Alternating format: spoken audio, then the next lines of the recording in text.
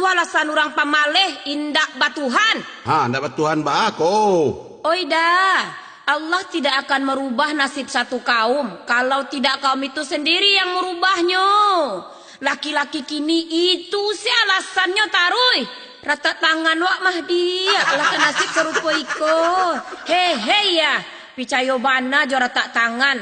Kok kepaloden lah rata lo memikiran belanjo mah. Udah kerajo 2 jam, main koa 8 jam. Tu namoe laki kejam, lai jale deh udah tuh. Tiga le payah kini. Tuka kerajo. Ani kadi karajo lai. Tunan kadi pikian, caliak patani di kampuang tua.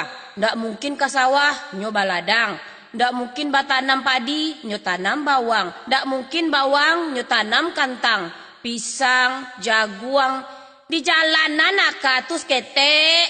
Kok biaya hidup tambah lama tambah tinggi mah dah. Kuliah lo anak, tambah lo kadang biaya. Yo ba ale utak ku tak talu.